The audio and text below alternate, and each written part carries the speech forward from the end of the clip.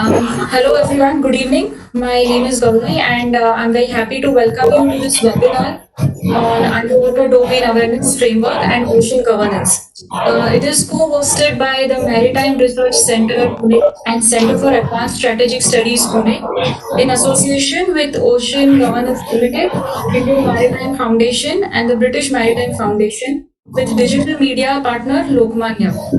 I request all of you to please put your mics on mute. In fact, we would be also putting most of the mics and videos on mute so that we get better bandwidth. And I would like to, excuse me.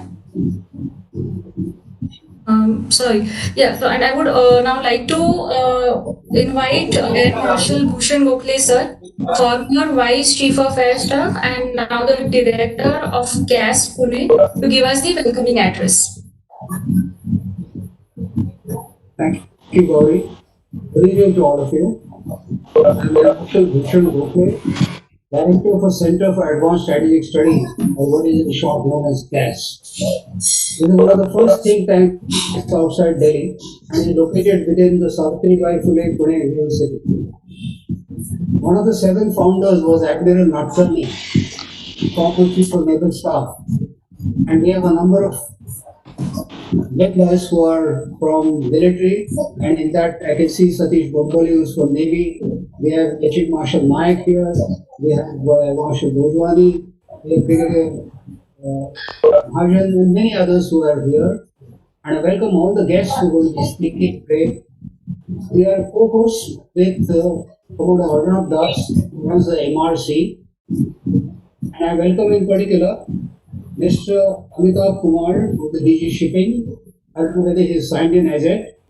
Shri Sudhir Shastri, who is going to be after me. He is speaking all the way from London. He is Director of Ocean Governance. We have Dr. Nilendra from Singapore. We got Dr. Amar Kahan. So got Commodore Anil Jai Singh, Marshal Maritime Foundation, taking on the question of and of course we have Rajan Dev, one of our who single-handedly nurtured the Indian Maritime Foundation. Arnav Das has started the MRC at this point. A couple of, I would say, years ago, we've been at it and single-handedly has taken on underwater domain as a very important aspect of the ocean. Especially because, as you know, we have in our Indian Ocean not much of study which has been carried out in underwater, and today it is becoming extremely important in terms of national security. We also got some subject which is of ocean governance. And I think it's very, very important, especially when you find that everybody across the world is not necessarily following all the world order and various diktats that are there in terms of having agreed to whether it's UNCLOS or whether it is any kind of territorial water integrity. So we have a problem at times even in the Indian Pacific Ocean. I think Indian governance becomes a very, very important issue. As you know, the Prime Minister of India in 2015 started a very wonderful doctrine called the SAF. It is security and growth for all. And in that, he really meant that not only the Indian Ocean littoral, but also the world over, we should have growth, because blue economy today is one of the important things that we all need to look at. I call it, actually speaking, the next frontier. Having almost exhausted everything on the earth, we are looking at not only the ocean but deep ocean for mining and various things. So I think all these issues are both interlinked, ocean governance as well as the what Arnav Das is very good and advocating all the time about the underwater domain awareness. He's been having a series of webinars trying to inculcate among the youth this particular aspect, looking for a range where he can do some acoustics, experiments, and I think we need to support such kind of a very initiative that he is taking. I'm very glad that today there are very, very learned people in this audience, And I think we can take this traction forward by a number of other webinars and many other one-to-one bilateral otherwise issues also, so that not only the Indian Ocean, but all of us along the oceans remain quite happy, apart from all the challenges of environment, with the islands that are going underwater.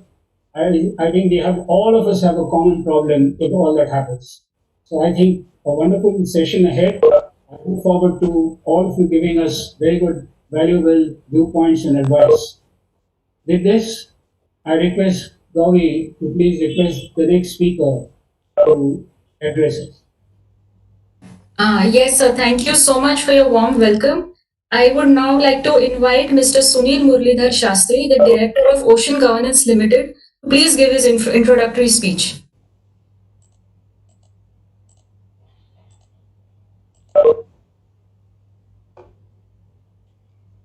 Can you hear me? Yes, sir. And can you see me? And please, can you share my screen, my presentation at your end? Thank you. Yes, sir. In the meantime, I will start. So, good morning, good afternoon, good evening from wherever you are. Thank you very much, Air Marshal Bhushan Gokhale, for that very succinct introduction and for mentioning Sagar and the security and growth for all initiative by the Indian government. So I don't have to repeat that in my talk. Um, so, Excellencies, ladies and gentlemen, I start my talk, as I start all my talks ever, with a tribute to Elizabeth Borghese, who was a friend, philosopher, and guide, and my mentor for over 20 years. And I am indebted to her for her philosophy of ocean governance. And of course, to my father, who was a great public speaker and, and an orator, and he's a great inspiration for me. And both Elizabeth Borghese and my father died within 10 days of each other in February 2002. So my tribute to them. Hopefully, my mother and my wife are watching this in Pune uh, on on uh, on the screen, and my son is also logged on here next to me. So we are all together here, as it were. Uh, the topic today is underwater domain awareness framework and ocean governance. And I'm going to speak to you about a proposal. Now, this proposal is a culmination of nearly 4 decades of my passion and vision, which was begun in 1982. Uh, Before I get into the subject proper, you can see my logo there, and my name is Sunil Murlidhar Shastri, and I'm a consultant, expert, and speaker in ocean and environmental governance. Next slide, please. So, my motto, and you'll see this on my website, and my motto is that our whole thinking must change. We must start on a new platform of thinking, and which is what I am going to discuss in the coming few slides and in the coming few minutes. Next slide, please.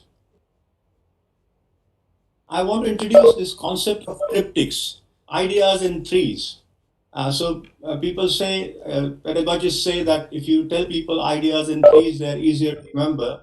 So this is a famous triptych by Monet, and it was painted and it's painted by him, and it's called the Agapanthus triptych. And this sold for what I would call a silly money. It sold for $150 million in Sotheby's a few years ago, and I'm sure the price is appreciating. So I'm also going to introduce to you a few triptychs, and my triptychs may not be as expensive, but I hope they are valuable. So next slide, please. If you see my logo, you will see the first three circles at the bottom of the logo. They are people, planet, and profit.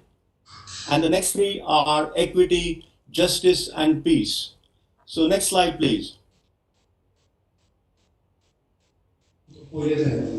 So talking about my triptychs, the first of those three circles, which I mentioned, They are people, planet, and profit, and how to optimize these through education and awareness of people, protection of environment, particularly the marine environment, and profits through optimization of blue economy.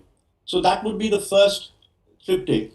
The second triptych is the passion and mission that I was talking to you about, and it is about achieving equity, justice, and peace, and that would all be achieved through those first three triptychs. And my third triptych, three families. I've already introduced my family to you. So my own family is the first part of the triptych. The second is the IOI family, the International Ocean Institute family, which was founded by Elizabeth Mann Borghese in 1972. Very visionary of her. That was the year when the Stockholm Conference, United Nations Conference on Human Environment was held. I call it the beginning of environmental thinking. And that was the year in which she founded the institute, which is now led by Abdi Benham since 2002.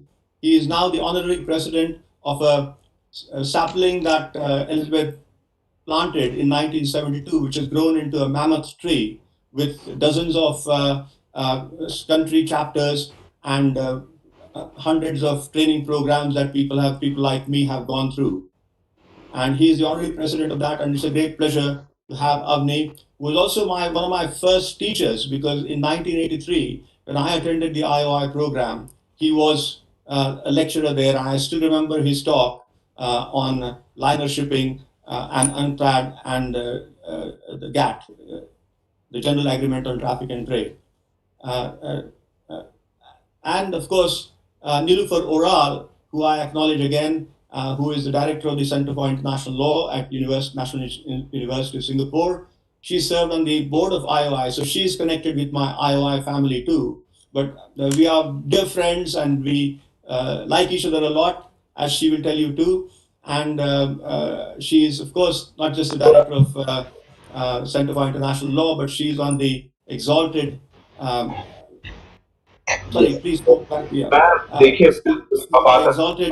Greater Noida में She's shift on. कर गया हूँ तो मेरे को She's on the direct exalted पहुंच International Law Commission, कह नहीं which सकते is which जब is a जॉब का branch which is a very prestigious body of the United Nations. And I won't be surprised if one day Niloufar will become a judge at the International Court of Justice or some such. No. And of course, the third is this new family, which is introduced to me by Arnab Das, Rajan Veer, whom he reintroduced to me. I know Rajan Veer for some time now, more than 10 years, I think. And then Bhushan Gokhale, who just spoke, Amitabh Kumar, who is going to speak later, and Anil Jai Singh. So I'm really delighted that these have all come together. Next slide, please. So the proposal that I have in my mind is called the Indian National Center, Indian National Center for Ocean Governance, INCOG for short, or acronym. It has a broad remit to deal with legal, policy, and governance issues relating to the marine and maritime sector, not only to keep in line with global developments in this area, but also to contribute to them with justifiable expertise. Successive studies have shown that the most important single initiative that can serve our oceans is to govern them better than we currently do. The initial focus of activities will be on India, and the immediate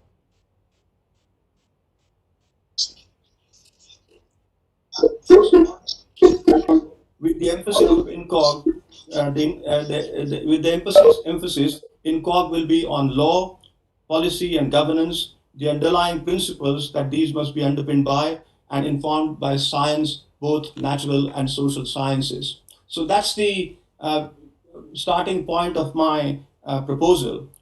And obviously, the principles that I'm talking about are listed here, mainly the United Nations Convention on the Law of the Sea, which is the sort of the convention that we are all fans of, and we want to follow, and we want to enhance and establish and strengthen it. India is party to the convention. A number of other multilateral environmental agreements such as United Nations Framework Convention on Climate Change, the United Nations Convention on Biodiversity, the Biodiversity Beyond National Jurisdiction, conventions by the International Maritime Organization, Food and Agricultural Organization, IOC, UNESCO, and so on. So there are any number of these multilateral environmental conventions which govern the activities, and these are the guiding principles that we would be using for the center. Next slide, please. So, of course, the center will be interdisciplinary in nature and will be outcomes and research led, and using the 7 pillars of ocean governance as the foundation. And the 7 pillars is the title that I have got from T.E. Lawrence's book, The 7 Pillars of Wisdom.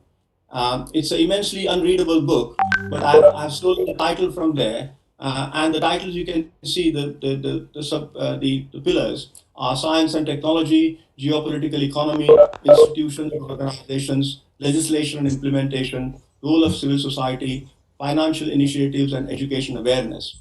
And I hold all of these to be important, but particularly education awareness, as I mentioned before, is one of the most important pillars, and that will be the foundation of the center. It'll be question based. There'll be research and training programs, and the questions that we are going to be addressing would be what are the uses and resources of the ocean environment, the marine environment, who has the access to it, who has the ownership, where do they occur, and how to allocate them in an equitable manner, going back to the point of equity that I mentioned earlier. And of course, to offer consultancy, advice, advocacy, and action, and contribute to the continuous development, periodic review, and uniform application of the rule of law, including what Bhushan Gokhale earlier mentioned in his talk about Sagar and other such initiatives. Next slide, please. Next slide, please. Can I have the next slide, please?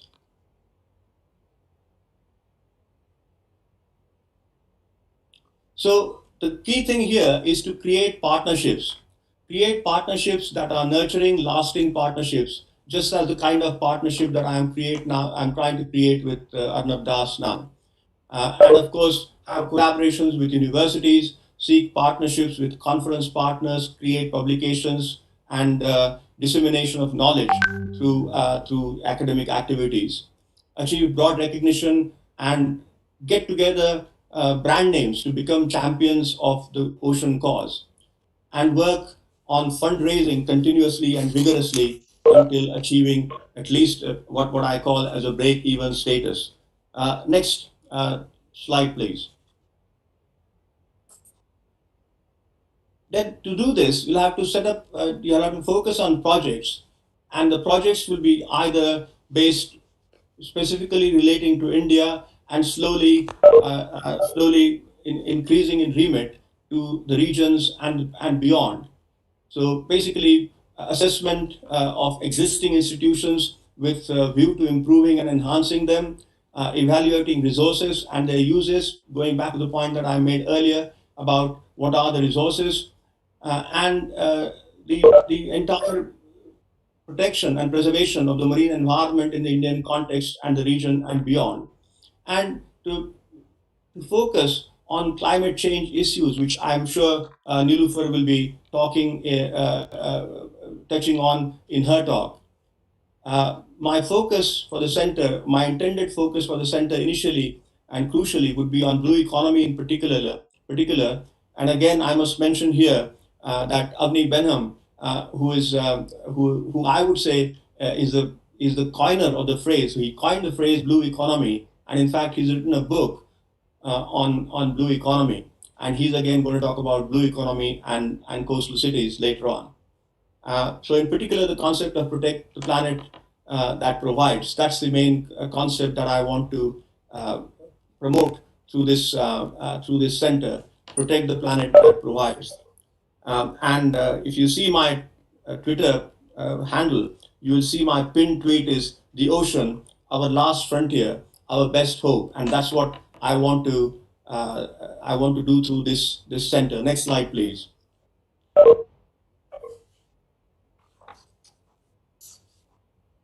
And then what are the prospects? Obviously, we want to participate in as many intergovernmental activities as possible and put India at the center of activities within these intergovernmental organizations, enhance India's focus on the high seas treaties, marine genetic resources, and resources beyond national jurisdiction, become an active observer, an active partner in the process of developing the law of the sea, capacity building, and so on.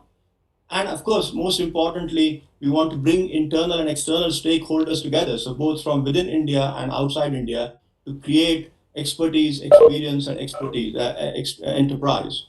Next slide, please. So that is in short my proposal.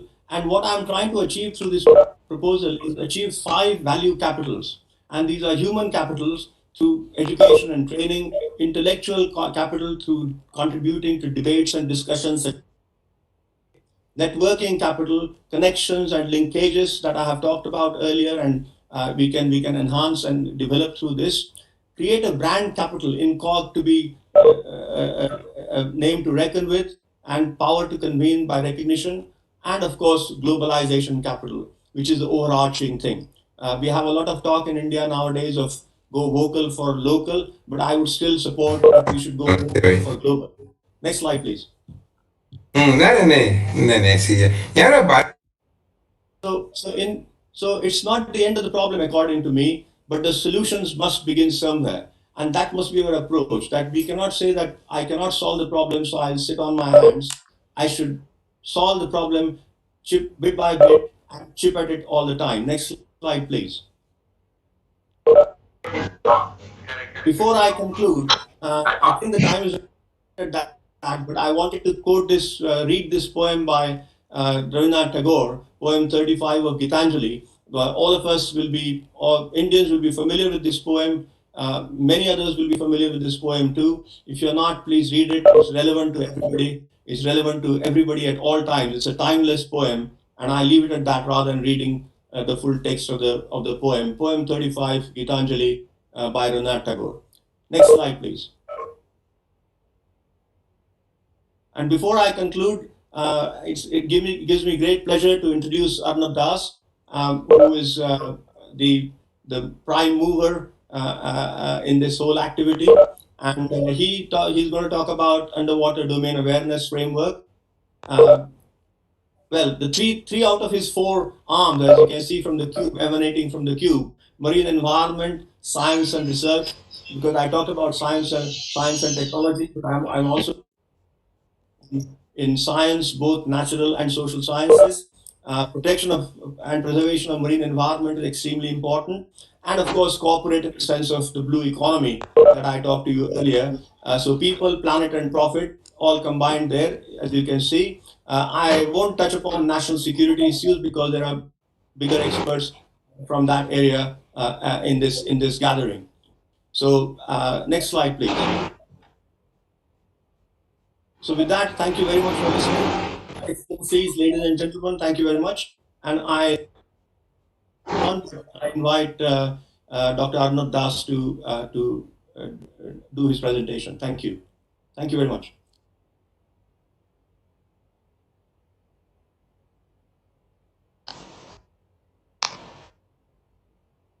Thank you. I'm done.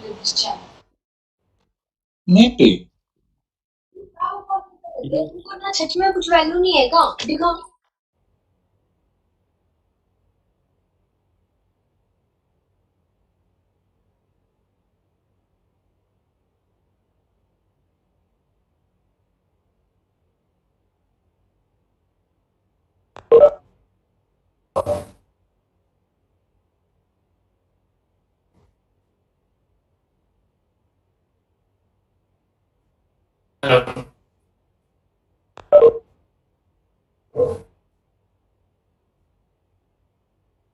Thank you, Sunil sir.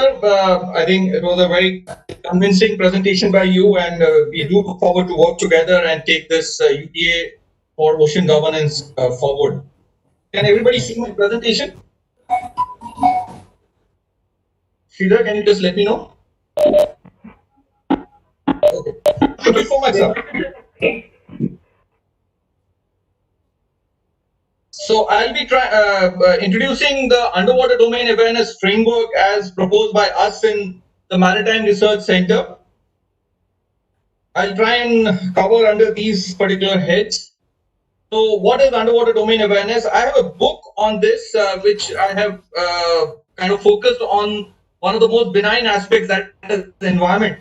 So I have titled it as Marine Eco Concern and its impact on the Indian maritime strategies. So I've tried to cover the marine eco concern and also how the Indian maritime strategy needs to look at this and how it can kind of take us forward. So coming to what is underwater domain awareness? Broadly speaking, it is just to monitor or to know what is happening below the surface of the sea and be able to take action before it takes the shape of an event. Now, going forward, who are the stakeholders? Maritime security apparatus, whether it is defense or security, whether it is external threat or dealing with internal security issues, blue economic entities, environmental regulators and disaster management authorities, and science and technology providers. Now, just to quickly elaborate on this, many seniors are there who don't need any more elaboration on this, but for the benefit of the young students. So, in terms of security, we have the requirement of a defensive action in terms of being able to detect adversary submarine or any underwater threat emanating. It could be submersibles. Then also now we are a strategic submarine nation. So how do we deploy this platform in a more effective way? We had this Kasab incident, 2611. I mean, what they came by surface, they came by a surface boat. Will they again come by surface? Is a question. So underwater threats have tremendous asymmetric advantage against us. So that needs to be dealt with in a very different way. Then we have this issue of climate change and sea level rise. So mass migrations is going to be a reality in our neighborhood. So what is our preparedness for that? In terms of blue economic entities, the Indian Ocean region is seen as a hub for energy security. So there are a whole lot of issues emanating from there, and it also becomes strategically very important or a hotspot. So we need to look at it differently. The second is food security. I mean, we have also a food security bill, but now we are increasingly looking at the sea for food security. But just to give you a sense what is happening, in 1996, I mean, since 1996, the fish stock globally is on the decline. This is a well-researched study. But on the other side, in large parts of the world, I mean, I won't segregate IOR alone, but large parts of the world, fishing is in the unorganized sector, and the bycatch is of the order of 80%. I mean, so on one end, we have resources depleting, and on the other side, the wastage is so high. So how do we regulate? How do we monitor? A whole lot of issues that need to be looked at. Then we have these offshore assets, which are strategic assets. Their own requirement of security, their own impact on the environment, and a whole lot of aspects we looked at, and we have to come with a very comprehensive kind of a way forward. Then we look at the deep sea mining or undersea sea mining, undersea mapping. There are a whole lot of such issues which require a lot of technology, and I think there is a lot of work to be done and a lot of distance to be covered. Then coming to the disaster management and environmental aspect or acoustic habitat degradation, that is what I have addressed in my book. I mean, the increasing maritime activity, the noise in the ocean is on the rise, and we all know that sound is the only signal that propagates underwater. So saying that marine mammals depend on sound. So with the increasing human activity, the acoustic habitat degradation is happening, and a lot of strandings we are seeing even in our coast. I mean, even in the Indian Ocean region, such things are happening. And again, I mean, this picture is of the Fukushima disaster. Japan has developed such good systems for early warning. Even the nuclear plant got shut down, but now we are increasingly investing in the maritime infrastructure. But any natural disasters can really put us back. So what is our preparedness? I mean, it is too much for me to say that we can prevent a natural disaster, but certainly with early warning, we can minimize the loss of life and property. Now, coming to science and technology, the first picture, the beautiful picture that you see, basically symbolizes the ecosystem that exists. Our understanding, I mean, if I specifically talk about the Indian Ocean region, our understanding of the ecosystem that exists is I think, very, very minimal. So unless we develop this understanding, we will never be able to kind of take forward or maneuver sustainable development. So a lot of work needs to be done to understand the whole ecosystem that exists and how we can how these different components of the ecosystem interact with each other. The second picture you see is that now, if we just talk about the Indian East, that we are talking about 20.4 lakh square kilometer, and the entire Indian Ocean region, it's anybody's guess. So we cannot have sensors in the entire region. So we have to definitely develop smart systems where we can use modern technology to build a larger picture and larger underwater domain awareness, so that we can kind of take advantage of the entire scenario. I mean, these are some of the pictures where I had participated in some of the research groups in Japan. And so we, in the developing world, we need to formulate a very seamless kind of a system between academia and the industry and the users, where we can kind of come in together and synergize our efforts.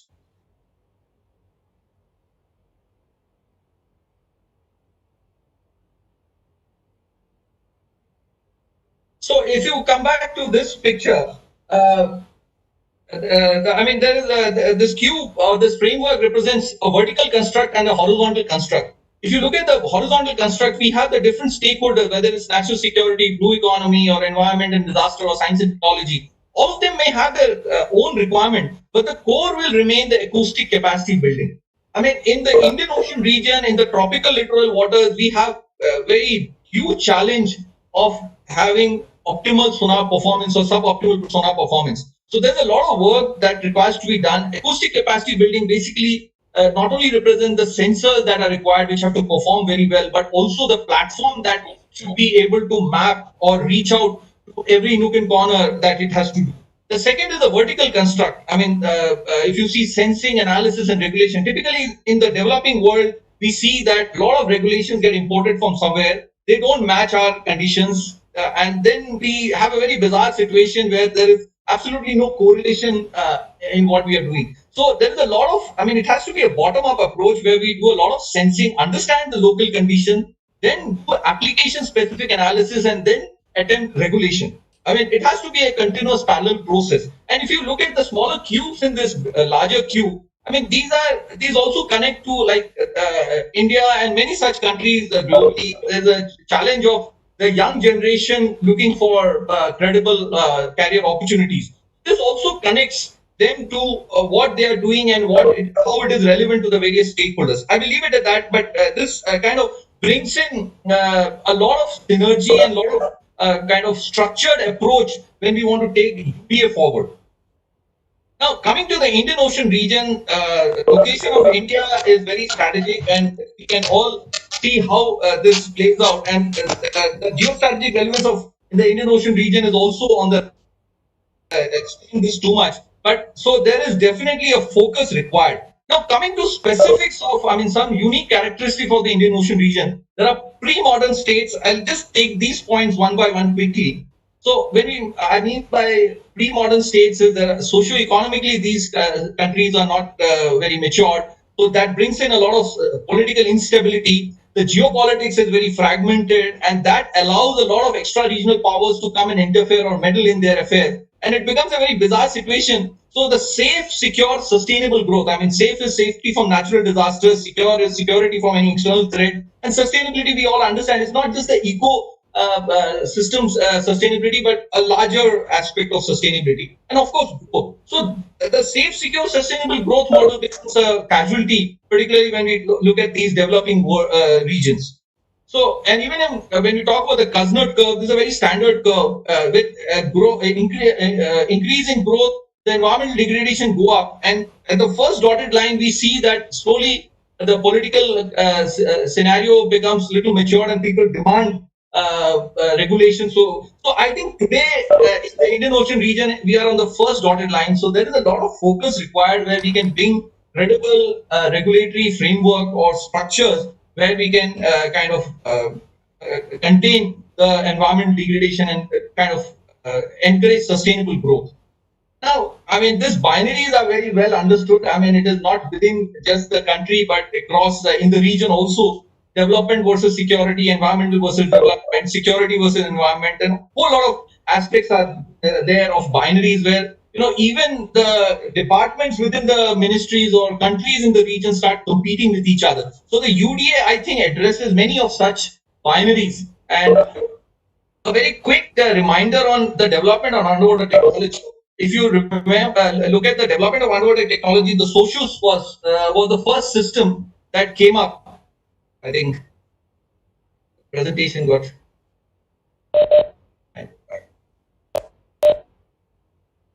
Yeah.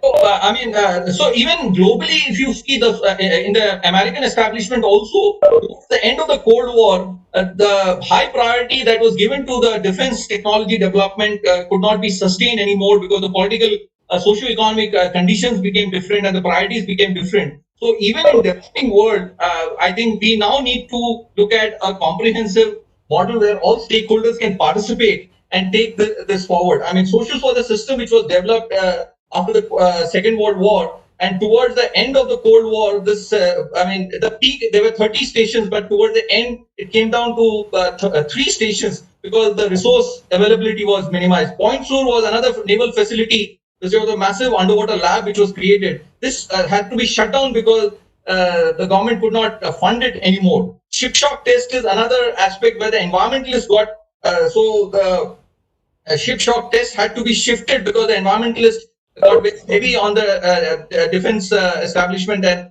so they had to concede to such requirements.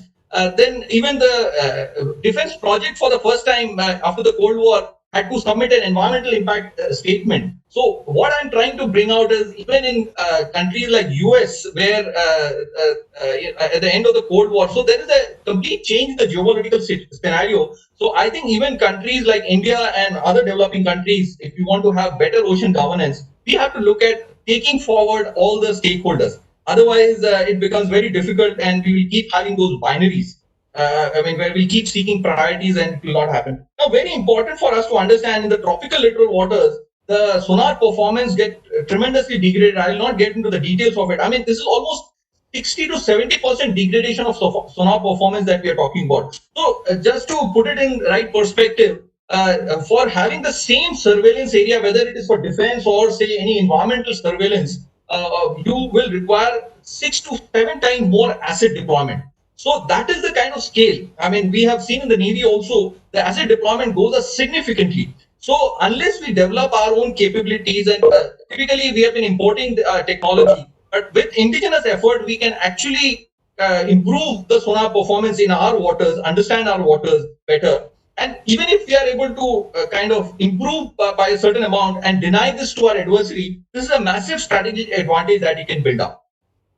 Now, just to talk about MDA versus UDA, I mean, post the 9/11 and globally and also 26/11, the maritime domain awareness term became very, very critical and important, but largely it remained driven by the military. Even in the US, there are some very recent papers which kind of bring out the deficiencies of the underwater domain awareness from the defense perspective in the US. And in India also, there was a lot of effort by the Navy. And so, but my worry was that this remained a security driven formulation. And if you can see, the importance of the other stakeholders is also cannot be kind of undermined. So, the MDA penetration with the other stakeholders was extremely minimum. So the way we in MRC have defined UDA, we are encouraging pooling of resources and synergizing of effort. I request all the participants, you can just Google Wikipedia, there is a page on underwater domain awareness, and we have tried to give enough justification how we have defined and how it is different from the existing MDA definition. Now, just to give you a little sense of what MRC is doing, so we call ourselves a technology driven think tank, and our focus is on UDA, and we want to remain contained within the UDA framework because maritime domain is a very big domain. We don't want to kind of dilute ourselves to try and touch upon the larger maritime domain. We are looking at policy advocacy. We are working with various agencies and authorities. Technology and innovation is our focus. We work with a lot of students who come and work with us, and not only that they propagate the concept, but they also contribute, and we have a whole lot of body of work. Our website can give you more information on this. So we on various aspects of UDA, we have more than 50, 60 projects that we are doing at various stages. Now, in terms of way ahead, I would recommend that it has to be an IOR-centric global focus, because IOR has a very unique kind of perspective or characteristics, right from the technological challenges, socio-economical challenges.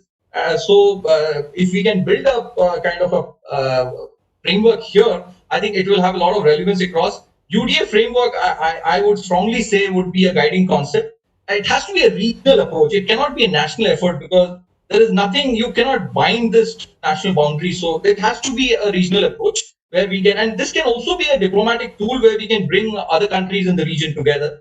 A lot of field experiments are required, because understanding of the tropical littoral waters is really not there globally. So there's a lot of work required. Import of technology has not helped, because if you look at the post-Cold, the Cold War period technology development, it was the temperate and the polar region. So that is a very different, the shallow water acoustics that is required now and the deep water acoustics that was happening then, there's a lot of difference. So one has to understand that. And MRC, I think, can contribute as a nodal agency. So that's it, and thank you so much.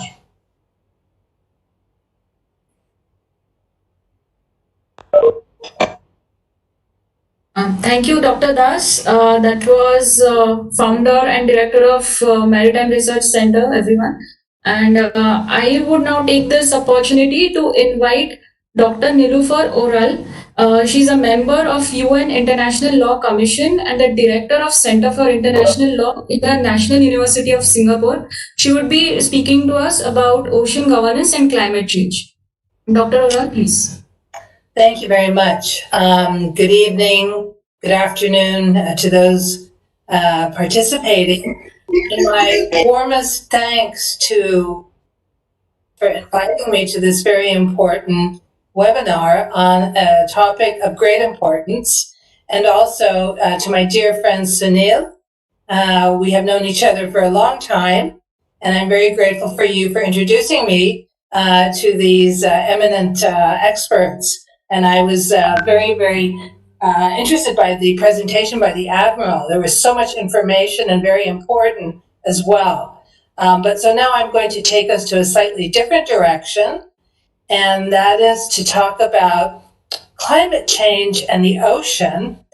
And I have a PowerPoint, although because I'm not very talented with WebEx, I will ask for the assistance of the host in sharing that.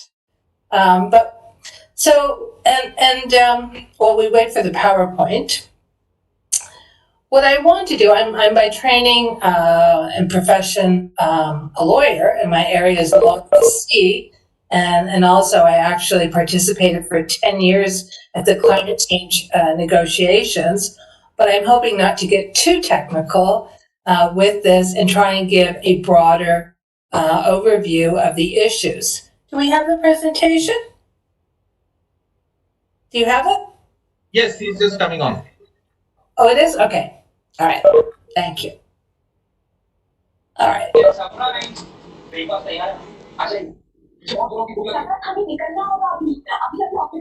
Okay, great.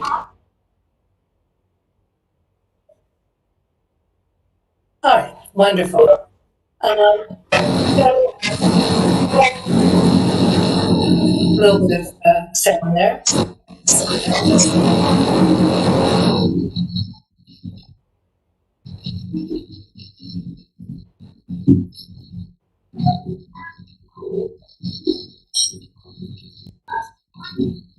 We can go to the second slide.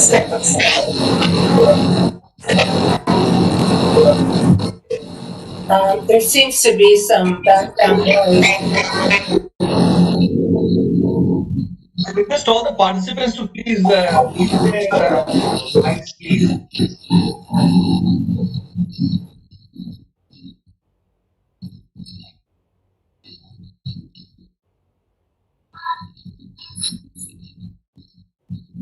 Is it possible to go to the next?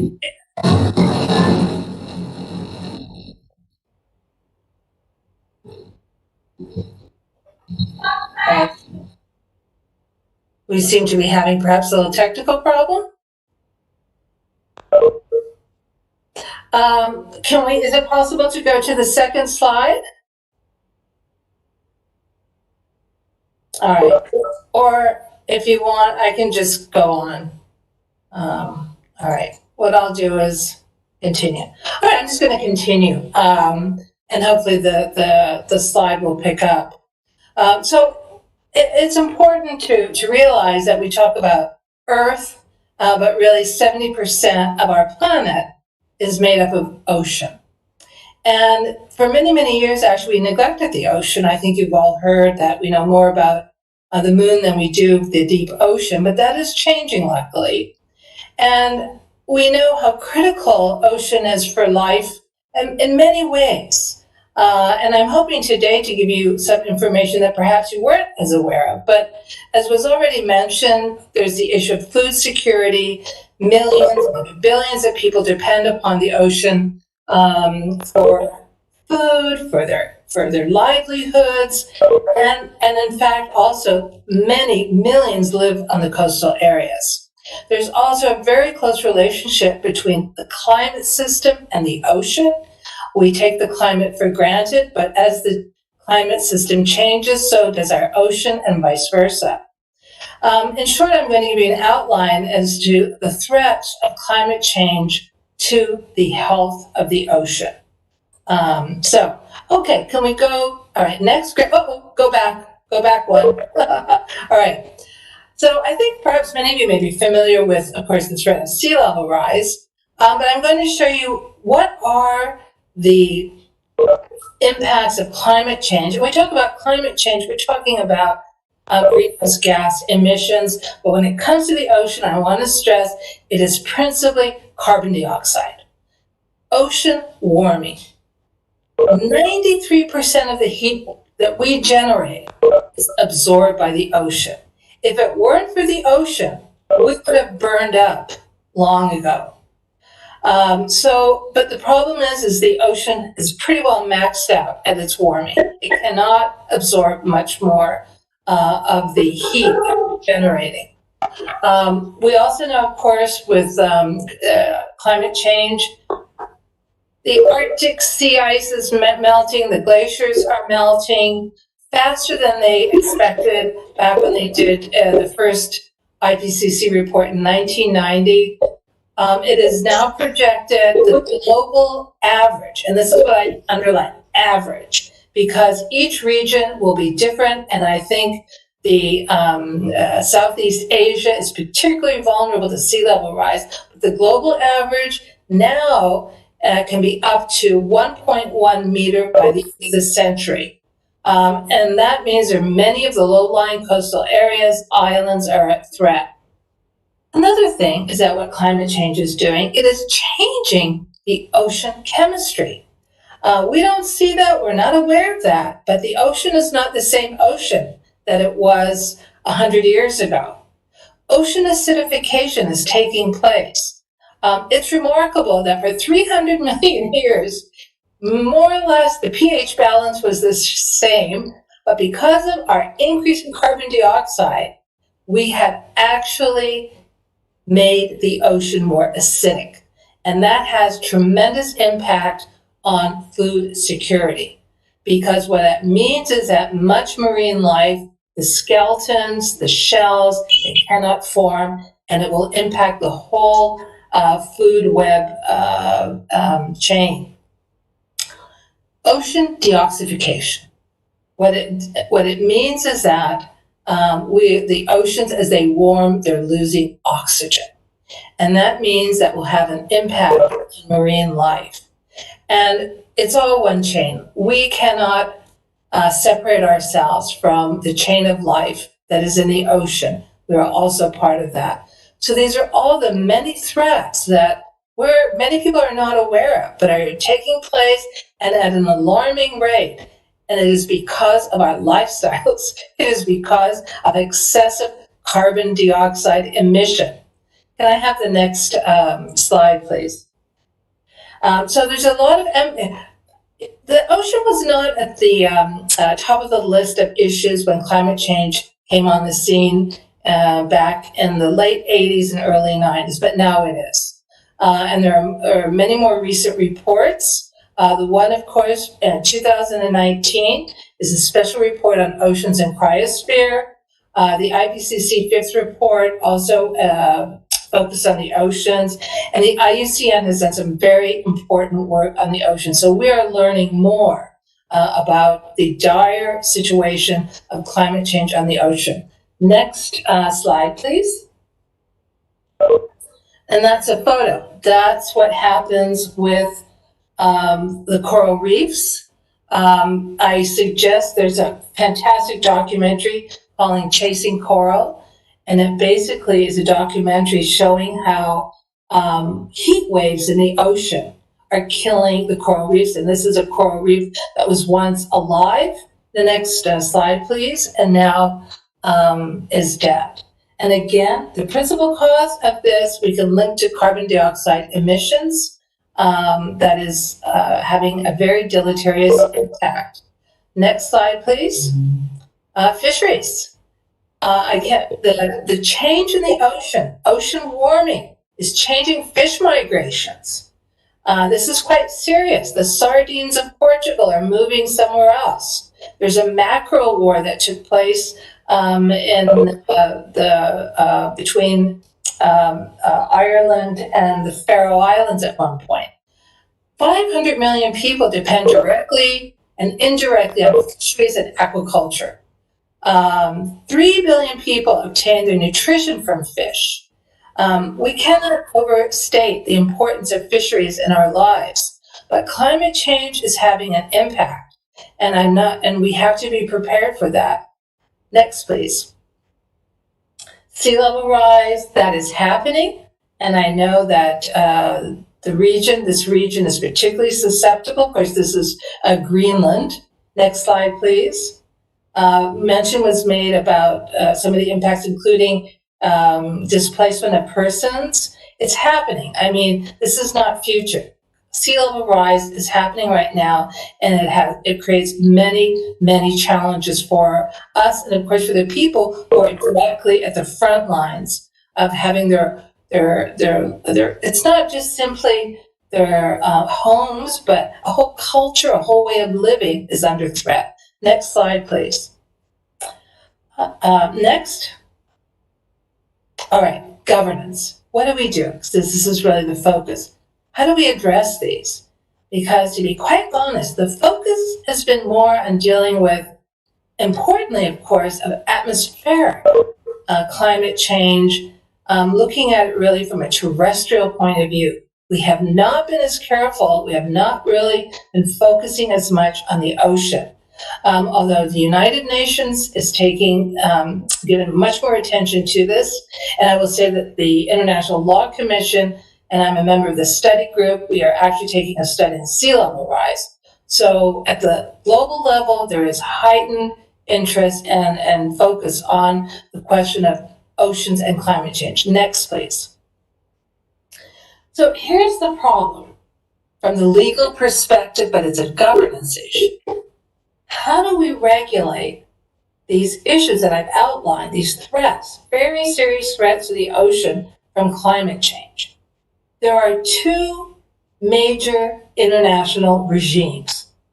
One is the regime for climate change, the United Nations Framework Convention on Climate Change regime. It's the convention from 1992.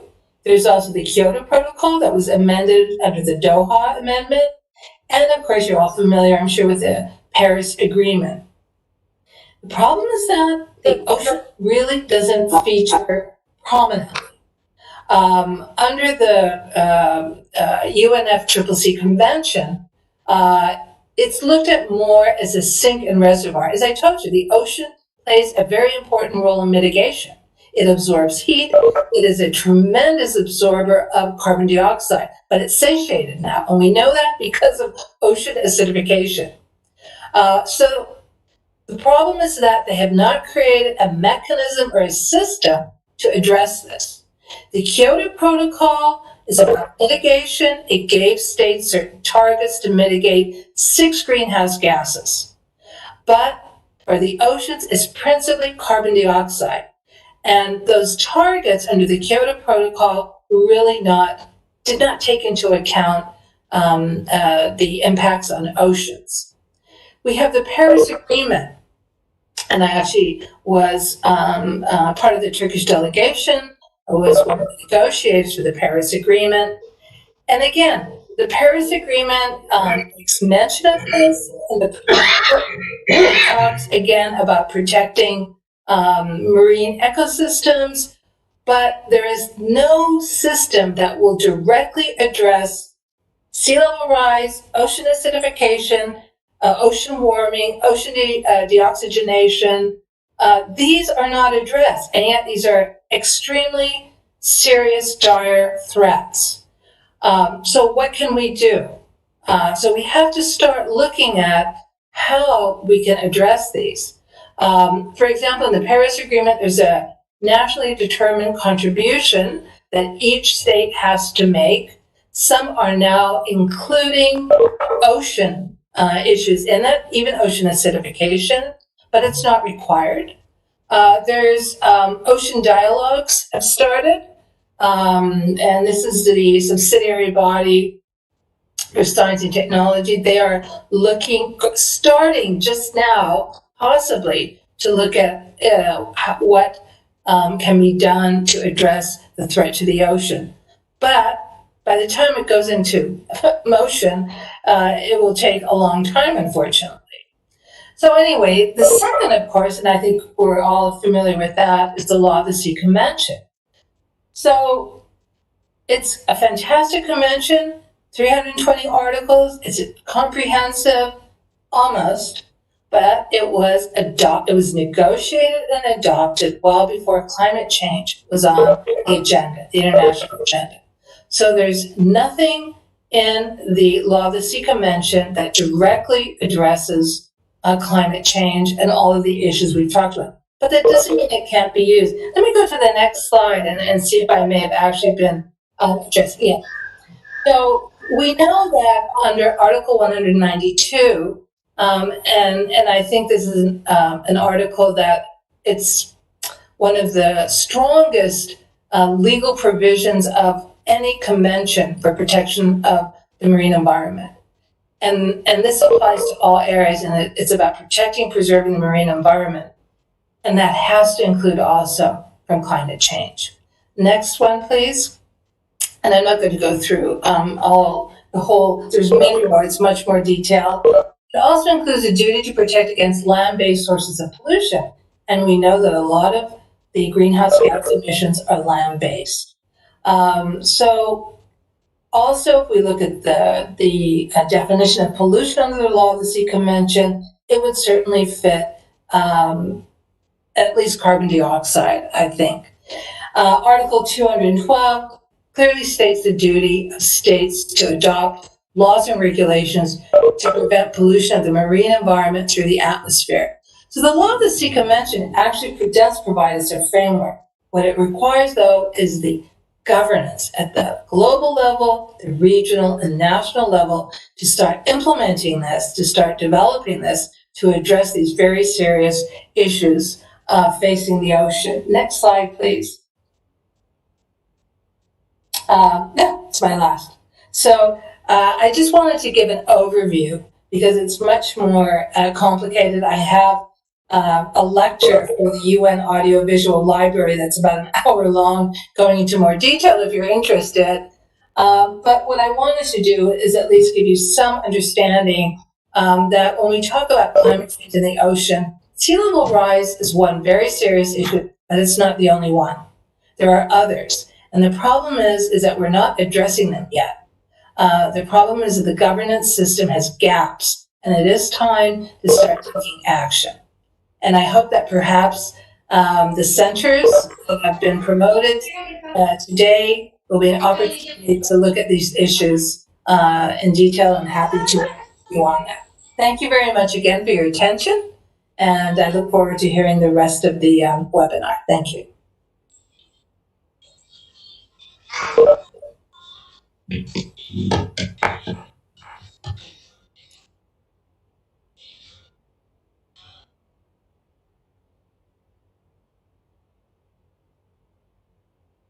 Activities is Mr. Amitabh Kumar, who's the DGA of Shipping, Government of India.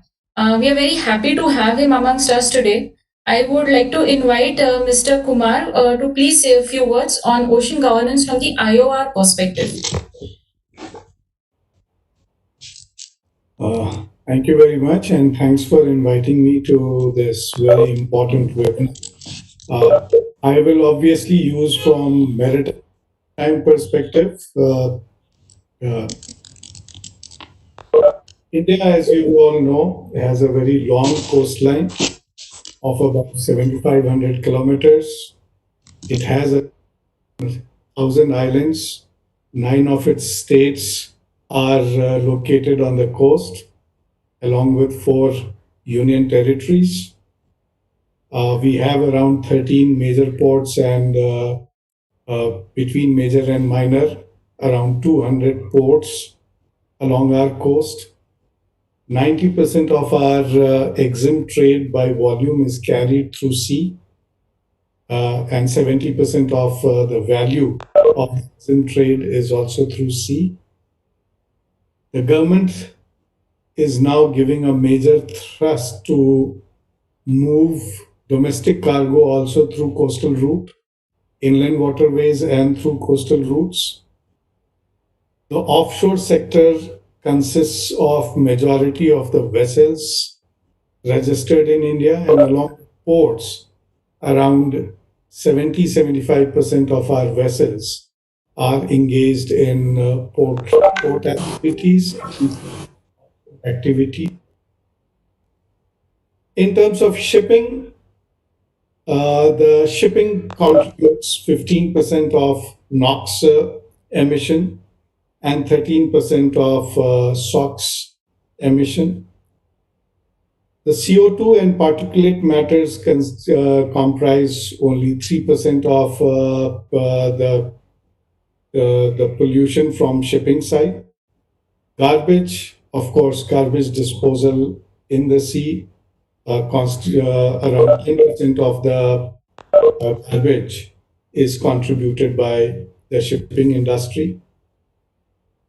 IMO has set a very ambitious target of 40% reduction in the carbon intensity by 2030 and 50% reduction in GHG emission by 2050 from 2008 levels.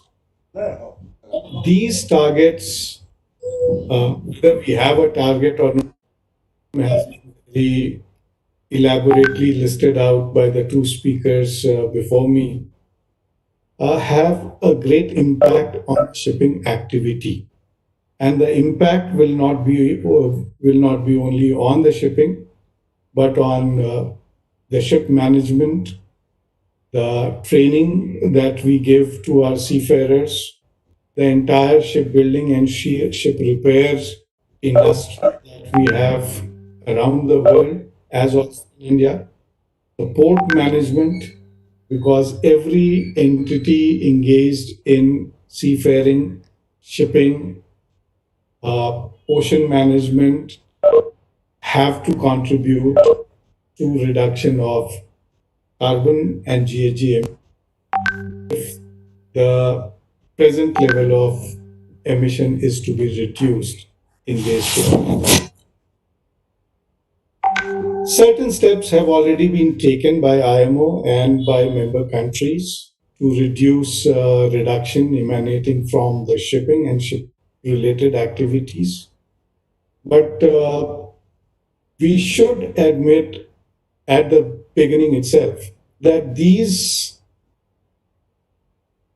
targets or these performance are being benchmarked from the present level of shipping activities. We should also be completely aware that most of the countries in the world are now talking in terms of blue economy. And when we are talking in terms of blue economy, we are not only talking in terms of environment and environment protection, but we are also talking in terms of commercial utilization of sea. Right now, the sea is being used basically for shipping and partly for offshore activities. But in days to come, we would see more commercial utilization of the oceans. We will see very aggressive utilization of the aquaculture, utilization of sea and seawater for generation of energy, not only from petroleum and hydrocarbon products, but for solar energy, wind energy, thermal energy, and so on and so forth. We will see very aggressive utilization of sea for tourism purposes. Sea is increasingly attracting more and more tourists, so there will be more activities. So when we are talking of a framework, not only from IOR perspective, but from the global perspective, we will see more aggressive utilization of sea resources for various purposes, not only for shipping. Of course, ship will be used as a means for all these activities, and the focus need to remain on reducing emission from the ships, but all other related activities also need to be brought into a framework which the speaker just before me mentioned needs to be developed, because as of now there is no global framework which talks of complete regulation of the economic activities uh, in the seas, in the oceans. So far as IMO is concerned, as we all know, from 1st of January 2020, it came up with a very stringent sulfur regulation where it decided to reduce the sulfur content in the fuel used by the ships from 3.5% to less than 0.5%. India, on its part, did roll out the low sulfur regime from 1st of January 2020. And even though 85% of the Indian vessels were already low sulfur compliant because they were using diesel oil, which was a compatible oil, we expect that the sulfur oxide emitted at Indian ports will reduce from 11 billion kg.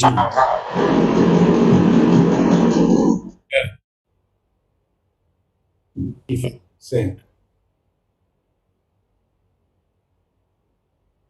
We all know that the ships, the lesser time they spend on water, the less would be the emission level, especially the time that they spend on the ports.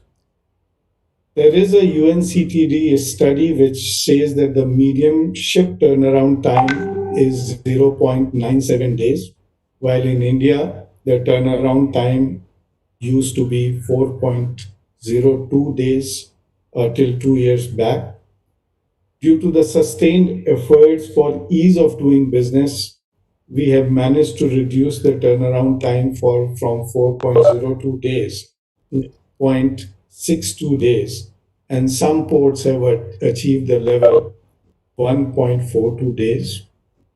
The reduction of the turnaround time itself is going to save a huge amount of carbon emission that we were seeing from the ships at the port.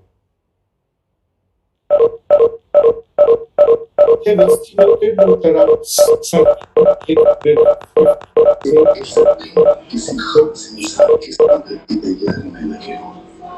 carbon emission takes place at the Indian port. We are now in talks with. There's a lot of disturbance going on. I don't know whether I'm talking product or not. If others can put themselves.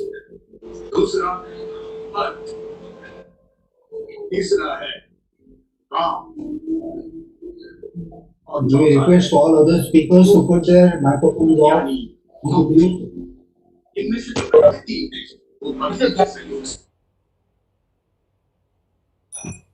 Arnab, if you could just, yeah, now I think it's okay. There were a couple of. Thank you. Go ahead, sir. We are now in talks with all the ports through the Indian Ports Authority to develop system for supplying shore-based power to these ships when they are at port. And already two of the ports have started giving shore-based power to the smaller vessels. But this is just a beginning.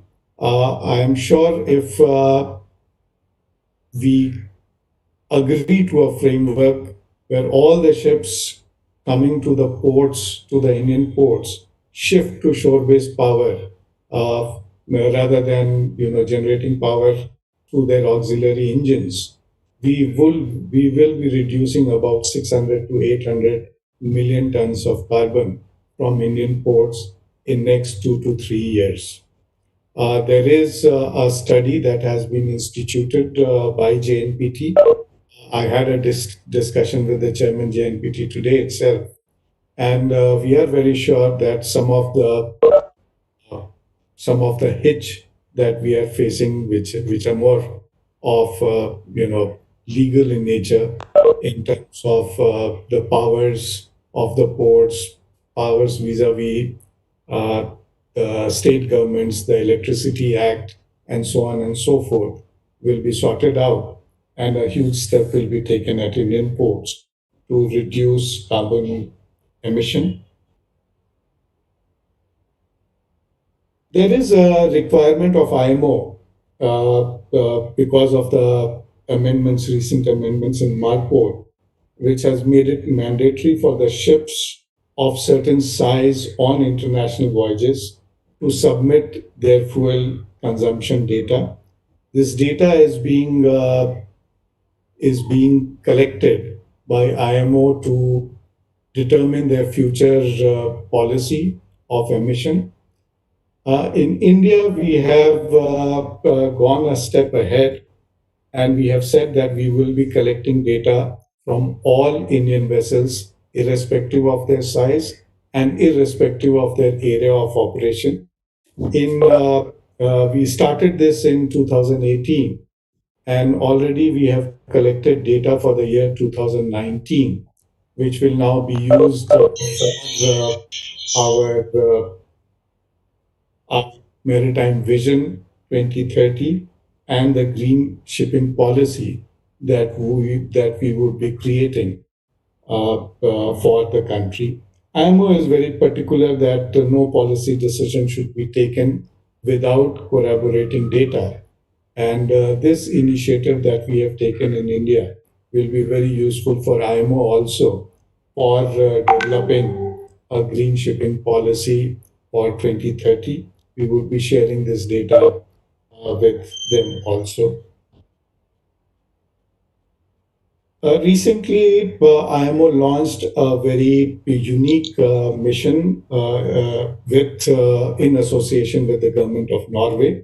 It is called IMO Norway Green Voyage 2050 to reduce emissions from ships. Now, Green Voyage 2050 is a project to support implementation of IMO's initial GHG strategy. As we discussed, they are talking almost 50% from the ships. The initiative is funded by Government of Norway, and it will be executed by IMO. This is a flagship project which will bring together all the regulatory agencies, the ports, the shipping companies, the technology developers, the development banks, and all other partners. And it would aim to accelerate the deployment of clean and green solutions so that the 2050 strategy also gets fast-tracked and that implementation is done much earlier.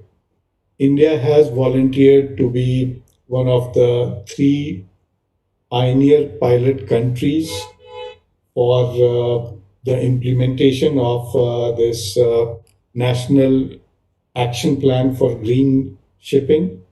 and it will foster pilot demonstration projects that will facilitate carbon technology and clean fuel uptake. Again, we have used JNPT as the pilot port to implement the pilot projects under this IMO Norway Green Voyage 2050. I already mentioned that 10% of the ocean litter is caused by shipping. To reduce littering by the ships, we have come up with a project. It is called Swachh Sagar. Swachh Sagar is an online platform which has linked all the Indian ports and all the vendors that provide reception facilities for the shipping industry, along with the pollution control boards of the states and the Central Pollution Control Board. Under this online platform, we have now mandated that all ships coming to India or to Indian ports would submit their request for reception facility online on this Swachh Sagar platform.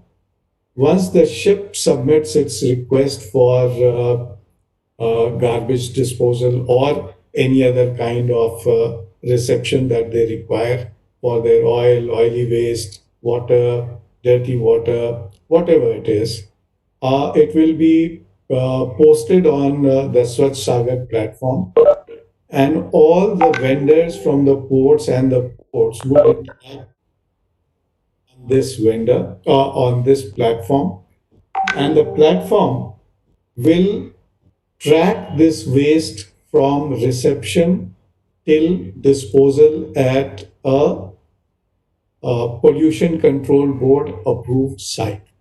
So it will be from receival to final disposal of the waste that will be tracked through the Swachh Sagar platform, which will also be viewed by the state pollution control boards and the Central Pollution Control Board to see that there is no litter in the sea from the ships. India is, as you all know, the first country in the world to introduce to introduce prohibition of single-use plastic on its waters from the ships. We have come up with a very simple order, though the world is discussing a very complicated method to introduce a ban on single-use plastic. The discussions are still going on. We have mandated that every ship coming to Indian ports will prepare a list of all items of where single-use plastic is being used. This list was to be prepared as on 31st of July 2020. Some of the companies have asked for extension, which we have given. Once this list, master list of single-use plastic being used on the ships is drawn, then in every 1 quarter, they will reduce the usage by 30%, so that by the end of 3 quarters, the single-use plastic is reduced by 90% on all ships coming to India. We have kept a leeway of 10% for the ships because many of the items are still the alternative for single-use plastic is not available in the market. But once we are sure that the target of 90% is achieved, we will start talking to the vendors for the remaining 10% also, so that in next 2 years we achieve 100% prohibition of single-use plastic on our ships. But these are all small measures, and the problem is too huge to be achieved only through simple means of ship management. there is a need for going for very drastic innovation so that we achieve our commercial goals, our economic goals, the goals that is required for sustaining an economy. But at the same time, we also achieve the requirements of climate control for the mankind in general. Two of the initiatives that has come from India, I would like to share. These are again very small initiatives, but have the potential to change the way we see global shipping, not only commercial shipping, but shipping in general. There is a company based out of Kerala. It is called Navact Solar and Electric Boats Private Limited. This small company last year designed a completely indigenous solar powered ferries. And these ferries are now being used by Cochin Metro Rail Corporation for ferrying passengers for inter-island transports in and around Kochi. Around 20 boats have already progressed in service. These boats don't use any fossil fuel for transportation and are zero carbon ferries. They use only solar power, and some of the electricity is used by them through the charging of battery. The second, incidentally, this company has recently been awarded as the most innovative company for the shipping industry for its design and implementation of solar powered vessel. And the second news that has come is again from Kerala, and that is from Cochin Shipyard, which has just concluded its agreement to build the first autonomous electric vessel for a Norwegian company called ASCO Maritime AS Norway, for building the first autonomous electric vessel to be used for Oslo fjords. So this is the future where the shipping industry is moving, to move away from fossil fuel dependence completely and move towards more sustainable technology, so that the targets that have been fixed by IMO for reduction of carbon dioxide emission and GHG emission is met through a combination of you know uh, innovation in terms of fuel itself, innovation in terms of ship management, ship running, innovation in terms of ship design, and innovation in terms of fuel technology. Uh, Another aspect that I wanted to discuss, because nowadays we talk in terms of cradle to grave when it comes to shipping, and we try to map carbon emission right from construction of a vessel to its final dismantling.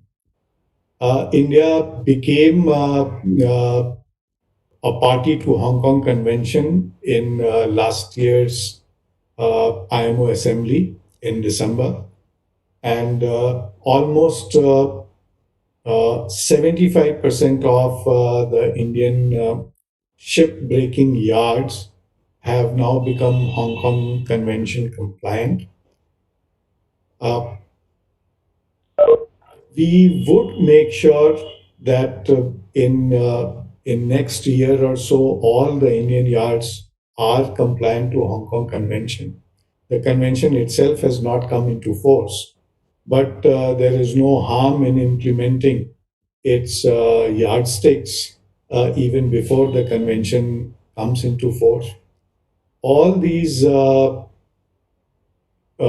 yards at Alan, which is now processing almost 35 to 40% of the ships being broken around the world, would be striving to achieve the requirements of Hong Kong Convention, along with Gujarat Maritime Board, which is providing certain basic services to ensure that the yards become Hong Kong Convention compliant, not only in terms of environment and environment protection, but also in terms of the labor laws that are to be followed for shipbreaking and allied industries. So overall, a lot of steps have been taken by the government in terms of its commitment to reduction of greenhouse gas emissions. But as all the panelists said, the task is long and arduous, and a lot more needs to be done, not only by India, but all the countries in IOR region, because some of the IOR region countries would be very badly impacted by the rising sea level, as the speaker before me just mentioned.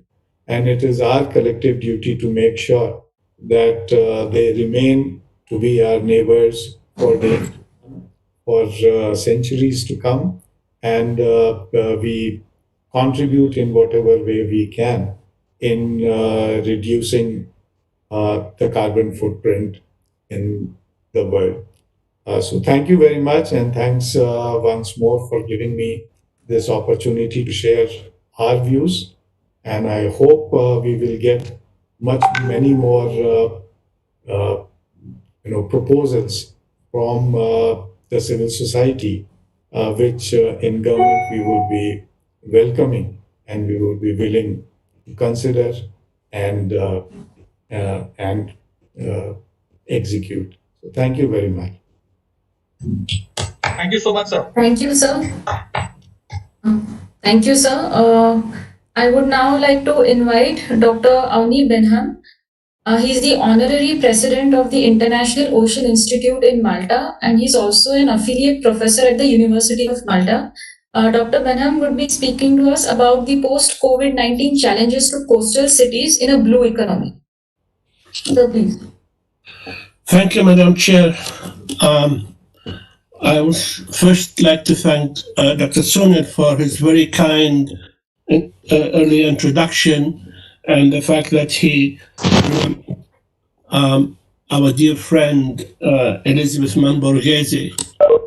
Elizabeth had a great section for India, and perhaps it's not very much known that our first operation center was created in India, and our first two directors were from India, Dr. Rajapalan and Subramanian, and also that the first project that she started was in India, and creating the eco villages, 60 eco villages she created, which had won the UNDP prize for best environmental project in 1979. So India, it still remains very close to our heart and and I'm grateful for your invitation to speak. But I was very much impressed by all the presentations and somehow I feel that I am focusing and I was forced to focus on this great challenge that we have now, COVID-19, and how we are trying to overcome it when looking at coastal cities and the future of the blue economy. COVID-19 was a wake-up call, because the truth is, in spite of all what was said about all these wonderful legal frameworks and from UNCLOS, which is not the alpha omega of governance, and the sectorial acts in order to create an environment that's sustainable. The last 3 decades was in effective multilateral cooperation for development, not in legislation, but in multilateral cooperation for development. And after these 3 lost years, we are entering uncharted waters of a consequential perfect storm, a storm arising from the converging challenges of global insecurity, climate change, and chronic financial crisis. Added to this is systematic erosion of rule-based governance systems that has not fulfilled the imperatives of governance beyond legislation to be inclusive, to be moral, and to be ethical. So post-COVID-19 resilience and recovery for a vibrant blue economy will depend on a different approach to multilateral development cooperation in all aspects of economic, environmental, and social development. No longer viable multilateral cooperation that is based on a negative concession syndrome, which dominated multilateral cooperation for decades. Nor aspirational policies that is not rooted in moral and ethical principles. So, recovery and resilience for a vibrant blue economy and development cooperation can be valid reason to place a focus on blue economy, blue growth in a new development perspective that's human-centered. After all, it's the ingenuity of the human being that propels progress. Blue economy paradigm is an integrated approach to cross-cutting sectors in governance of the oceans and seas, and an urban interface. There's no borders, implying an inclusive partnership between all stakeholders that internalizes the conformity of the short-term needs and the long-term objectives of sustainable growth. Important tenet of the blue economy is a moral responsibility shared in its costs and benefits, which does not rest with any single economy entity or a sector or a state. It's spread among all stakeholders. Is an integrated paradigm at the level of individual, child, adult, local community, society, institutions, regional, public, and private sectors. So, for a blue economy, true blue economy growth, as any other productive economic environment and social sector, will require corrective measures combined with adequate resources, both human and financial, to address challenges, adaptation, mitigation, in order to navigate safely the perfect storm. There's no denying that pandemic has negatively impacted all industries: maritime, marine-related, leisure industry, trade, services, tourism, business, financial institutions, etc. The debate on ocean and urban interaction contributes to an emerging understanding of the blue economy paradigm, triggered by an IOI moral and ethical concept of 2010, living with the ocean and from the ocean sustainably. And this was in 20, but unfortunately it has metamorphosized over time the blue economy into 50 shades of blue.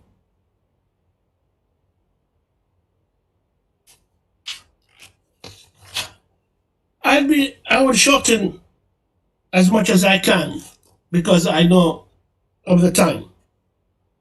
I wish to make the connection between coastal cities and its ocean and the urban interface,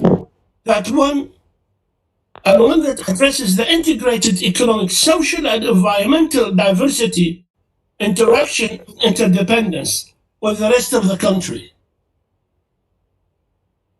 It's great and fine for the shipping industry to try to overcome, but that's a sector, that's a silo.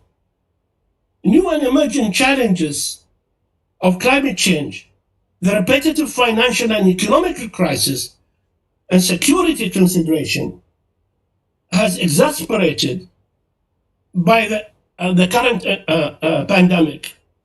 So are they forcing a paradigm shift in the governance required of the ocean-urban nexus and a redefinition of human relations with ocean and coast. The interconnectedness of emerging global challenges is forcing a policy dimension change in the form of the blue economy because of the complex and interlinked temporal and spatial impacts on the ocean and seas and the urban hinterland. So you cannot separate the ocean and have governance of the ocean that's not interlinked to what we do elsewhere. This relationship is understood to incorporate two opposing directions, that of making sustainable use of abundant goods and services, as was mentioned, of the ocean and coast, and that of mitigation, adaptation to dangers of the ocean presents to prosperity and human well-being, such as tsunami, tidal waves, invasive species, upwelling, storm surges, hurricanes, extreme weather. And here we recognize the link and the importance of UDA in providing a global leadership in addressing the priority challenges. The blue economy paradigm implies that there is an inclusive partnership among all stakeholders that internalizes these costs. The two most immediate challenges that are being addressed are the major impact of climate change and consequences of human existential threat, sea level rise in coastal zones. Hence, the blue economy is a unifying tool in addressing all related marine activities in its interdependence, urban-based stakeholders. In post-COVID-19 era, we need to address the future of cities that are human-centered, particularly coast cities, small island states, the SIDS, coastal megacities, in direct relation to the people who inhabit them. The consequences of the COVID-19 economic, social, and environmental cost of sustainability has been enormous and beyond the resilience of most developing countries, particularly the least developed countries and countries in transition. It revealed the extent of the absence of preparedness of humans in facing the scourge of an epidemic. Hence, the lessons learned not only show us how to overcome COVID-19 and return to the past, but how to live and thrive in a new normal. Speakers alluded to. Coastal state and coastal urban nexus cities, which rely on blue economy for their urban coastal interdependence of economic, environmental, and social interactions, and such engagement as maritime trade, transport, ports, harbors, shipping, inland logistical connectivity, fisheries, access to the ocean natural resources, services, energy, recreation, tourism, hospitality, you can name it. They're all interconnected and will be impacted. Science tells us without doubt, sea level will rise slowly at first, speeding up the continuing beyond the 21st century. Gradually, many coastal states, coastal areas and cities and the coast will become uninhabitable. People will lose their homes, income, and part of their culture and way of life. According to the same UN report, rising sea level threatens over 1 billion people in Asia alone. Such population displacement is a recipe for conflict and a threat to global security. Militating against climate change is not sufficient, and there is an urgent need to begin the process of adaptation, climate protection, risk minimization, for which investments in coastal management must be adequately budgeted. An increase in the frequency of natural and human-induced disasters. Now place that in terms of what we learned from COVID-19 epidemic. And in that context, global existential threat of sea level rise. As a result of a climate change, there is no doubt when sea level rise reaches the tipping point, and it is forecasted, will result in global economic and social costs far more tragic than of the current epidemic. Consider the enormous plight of refugees from submerged islands who have no place of refuge. We are also witnessing damage to coastal ecosystems as a consequence of the sea level rise already. Then the question must be raised as to the consequences of a thriving, overpopulated coastal cities, being port cities, centers of maritime trade, tourism and recreation, dependent on ocean services, which as consequences of sea level rise suffer unimaginable loss of habitat, leading to unaccountable number of refugees with no refuge. The report of the UN Secretary General refers to more than 20 mega port centers of maritime trade will go under, and consider the unimaginable disruption to world maritime trade. The saying goes, if that happens, half the world will die from hunger and the other half will die from freezing to death. Now is the time for architects to get busy designing the mitigation models, and the scientists, such of underwater domain, act in advance, not waiting any longer to secure the sustainable blue growth solution to potential, and particularly important that the stress that will come with it is potential anthropogenic threats will emerge in time because of that. Again, I so much appreciate the last presentation of how much is being done by one sector of the industry.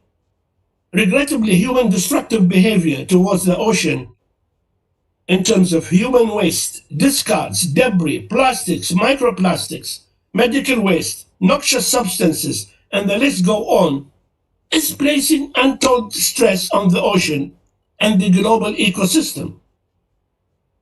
The balance and stress on living sources and services that could speculatively result in unknown pathogenics entering the food chain already is happening with microplastic in the food chain. This is a challenge to all those engaged in so-called in a blue economy future. It's a challenge to UDA in terms of qualified human resources, scientific solutions for resilience. In other words, its own shade of blue has to be identified. Given in comparison the economic and social costs of the current pandemic, then we have to wonder who will be how will it be possible for less privileged members of the international community, developing and least developed countries, to be able to mitigate with resilience the consequences of such combined hazards in order to survive? Where's the money coming from? This leads me to supposition that science and technology as mitigating tools should become more conjectural and not solely observatory. Furthermore, to implement precautionary adaptation and mitigation measures, there needs to be ample international financial and empowered human resources available. The critical need for financial and qualified has caught the developing countries without a safety net. There is no safety net if we move in this direction, and we will be moving in that direction. And here where we say that the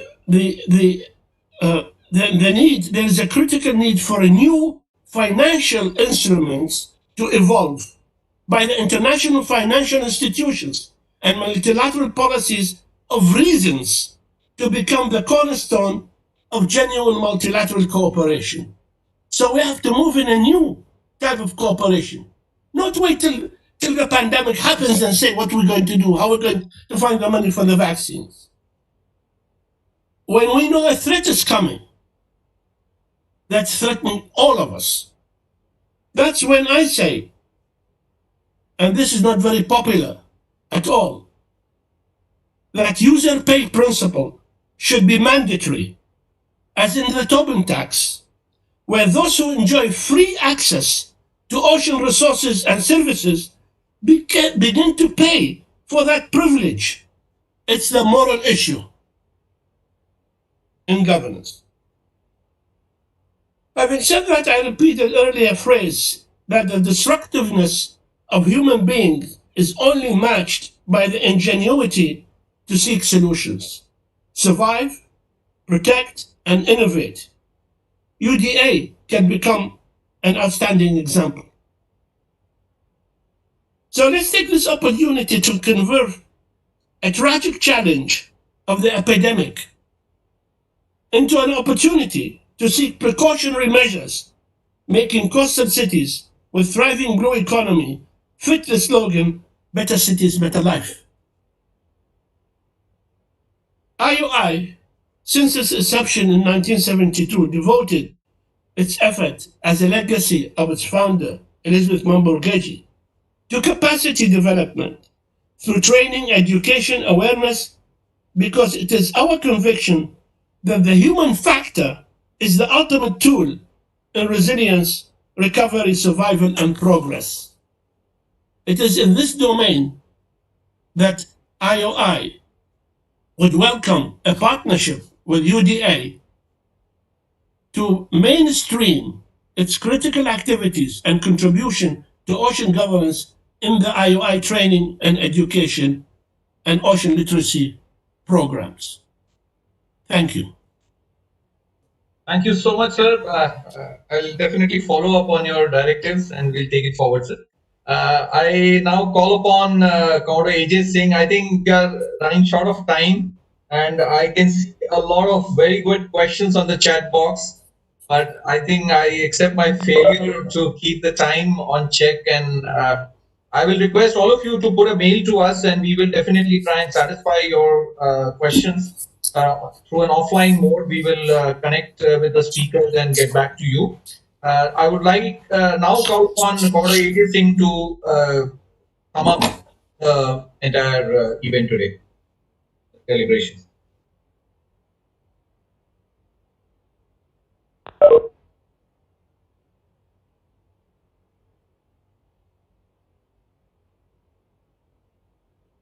Ladies and gentlemen, it has been an absolute pleasure and an extremely enriching experience to hear such acknowledged global experts offering their views on different aspects of ocean governance.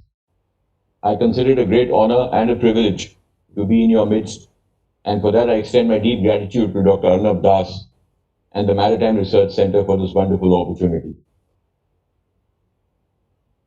To be asked to sum up the proceedings of such eminent people having made presentations is an extremely humbling experience. And frankly speaking, there is very little that I can add to any of the presentations that they've made. They were so authoritative and came from a deep knowledge of the subject. I'm also delighted that Commodore Rajan Veer, the President Emeritus of the Indian Maritime Foundation, of which I am a part, is also amongst us. He has been an inspiration and a driving force in creating maritime awareness in the country across a cross-section of society, and continues to inspire the Indian Maritime Foundation with his vision and his leadership. The importance of good ocean governance, of course, needs no emphasis. This evening's deliberations have clearly brought out that the oceans are faced with a multitude of challenges which need urgent attention. It is therefore imperative that ocean governance is looked at holistically and as a global challenge which must transcend narrow national interests. The 21st century is widely spoken of as the century of the seas, and that is not without reason. Oceans cover over 70% of the world's surface and constitute more than 90% of the global biosphere. But we have barely scratched the surface on what the oceans have to offer in terms of resources for the benefit of humankind. However, that is rapidly changing as the tremendous pressure of rising populations on fast depleting land resources is now straining economies to breaking point. Countries are therefore increasingly turning to the seas for their food, energy, commodities, and transport to ensure the prosperity and economic well-being of their people. In some countries, this has become an existential issue, as was brought out earlier today, while in others, it is no less important. Globalization and an interconnected world has greatly increased trade dependencies, and any disruption to the smooth flow of trade would have severe global consequences. Therefore, a multilateral approach has become inescapable to effectively tackle the increase in transnational crime and non-traditional threats at sea. The effort to combat piracy of Somalia between 2008 and 2012 is a recent example of successful multinational cooperation and coordination. Sunil Shastri highlighted the importance of effective ocean governance. His proposal, based on 7 pillars, underlines that it is indeed the need of the hour if we are to avoid chaos, confrontation, and conflict at sea, as countries begin to jostle with each other for exploiting the oceans to their benefit. The tension in the South China Sea is a good example of where we could be headed. Governance, broadly speaking, is the ability to ensure adherence to an established norm of conduct and a rules-based framework that ensures an equitable and inclusive multilateral regulatory mechanism based on mutual respect and underlined by certain normative principles of interaction. This is a phrase I took from a very nice paper written by Commander Abhijit Singh. So Abhijit, if you're there, I seek your indulgence for borrowing this phrase. From a geopolitical and maritime security perspective, respect for the rule of law and maintaining a universally accepted status quo in the global commons is integral to effective ocean governance. However, narrow national interests are undermining this central principle with impunity. The unfortunate thing is that this is being done by those very countries who are themselves the custodians of global security. The blatant Chinese disregard of the 2016 PCA ruling in favor of the Philippines, despite China having signed and ratified the UNCLOS 1982, set an unhealthy precedent.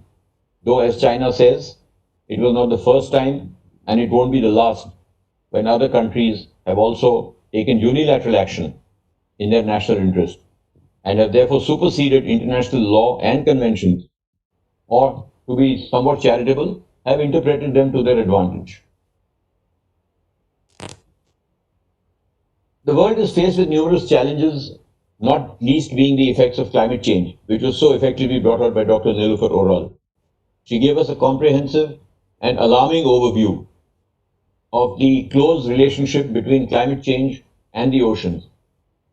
This realization has come rather late, as the existing as she brought out that the existing UN conventions on both climate change and the law of the sea barely make a mention of the other.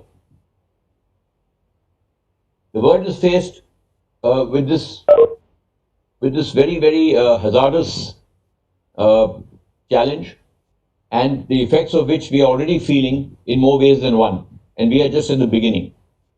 Regrettably, political expediency is taking precedence over good sense in acknowledging the gravity of the problem. The possible rise in sea level could lead to a few island states facing severe inundation. Low-lying coastlines will disappear underwater, impacting coastal communities across the world with consequential economic and governance challenges, as people lose not only their sources of livelihood, but possibly lives as well. There has been a distinct increase in the frequency of natural disasters affecting the Indian Ocean region, which has displaced millions of people.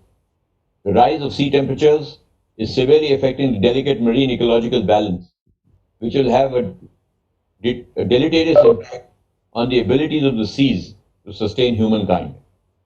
The small island developing states, or the SIDS, have been repeatedly highlighting their alarm on this issue. But the question is anybody listening? A word on the blue economy, which was explained so profoundly by Dr. Avni Benham. Sustainable development and responsible management of the oceans is the key to future economic sustenance of the world. While Gunter Pauli coined the term to mean sustainable development, which was not necessarily related to the oceans, in the current context, this term has come to represent the ocean economy, the importance of which has been so brilliantly highlighted. This is a global resource which the world cannot trifle with. And as the professor mentioned, it is the moral responsibility of all stakeholders, but we are only implementing it in, as he mentioned very interestingly, 50 shades of blue. Goals adopted by Goal 14 of the 17 Sustainable Development Goals adopted by the UN General Assembly in 2015 is titled Life Below Water, which lays out very realistic, time-bound targets to be achieved by 2030 towards making the world a better place to live in.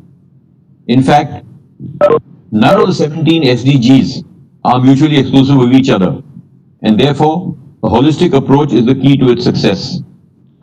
However, one is not sure that even Goal 14 related to the oceans is proceeding as per schedule. Coming to Dr. Arnab Das's presentation, he gave us an excellent overview in the context of ocean governance related to underwater domain awareness.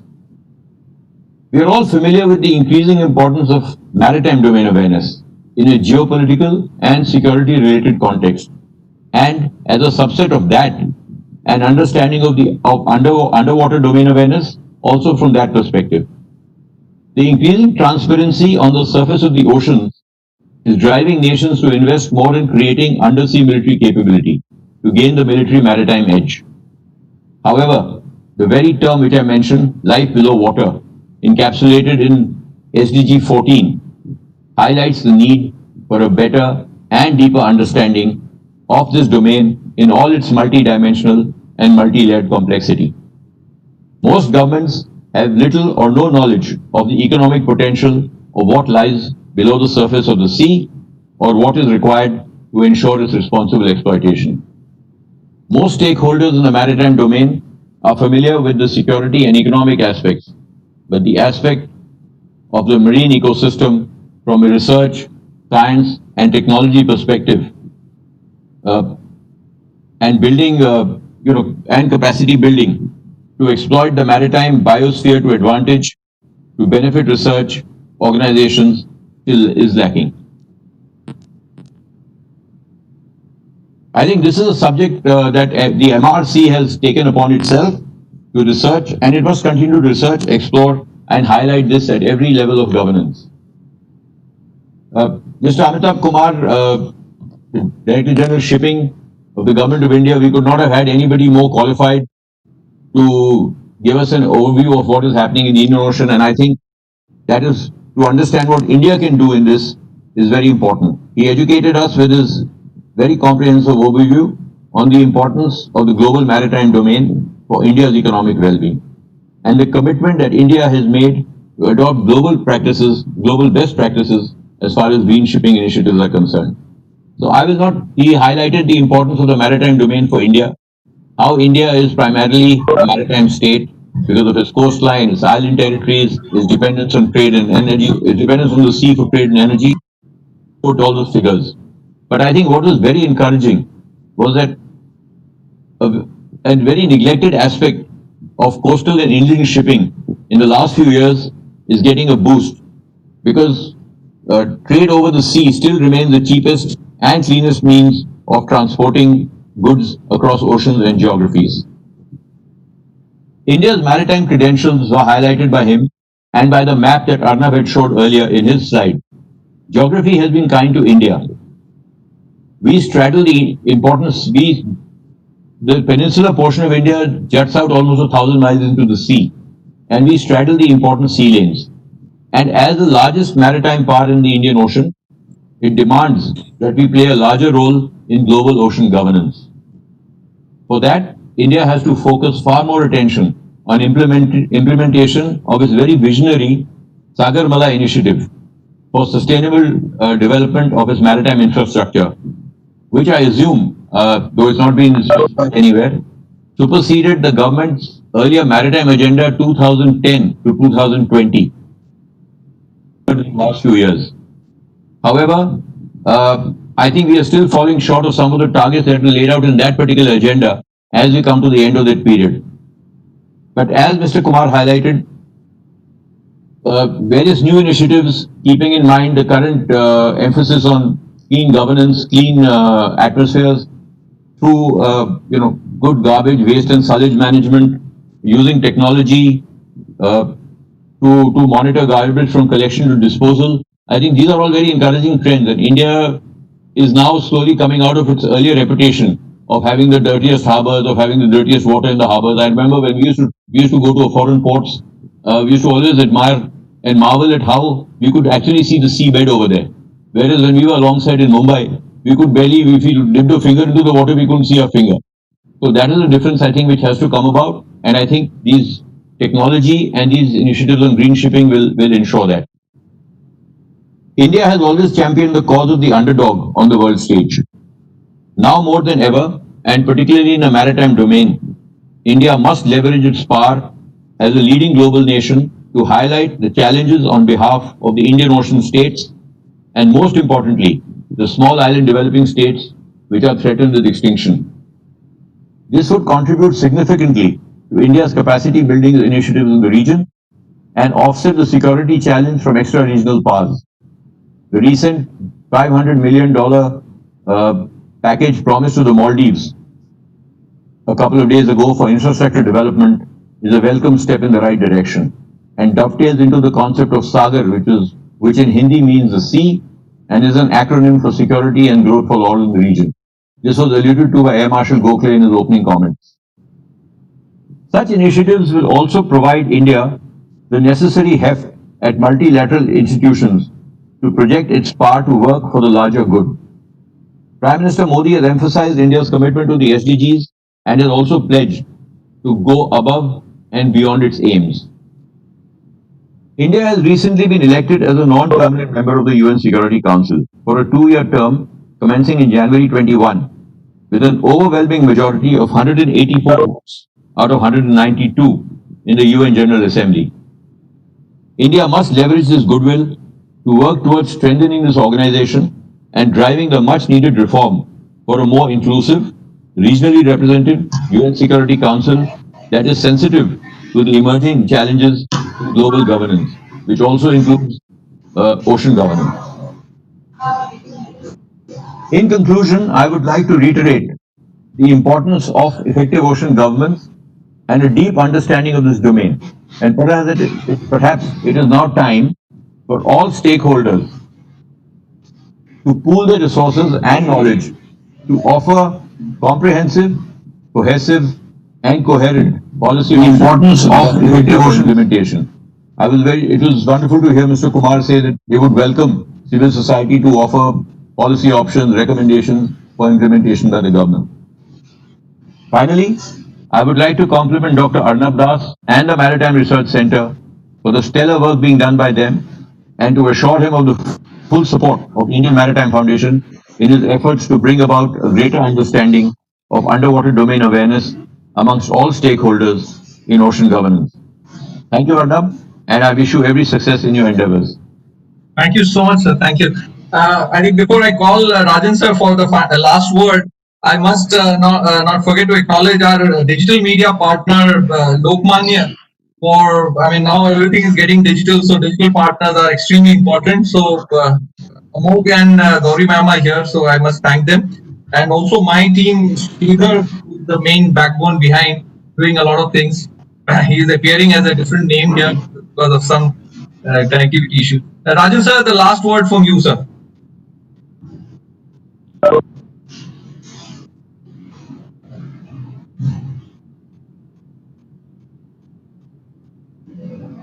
Rajan sir, you'll have to unmute yourself. Your sir's video is not working today. So yes, Rajan sir is on.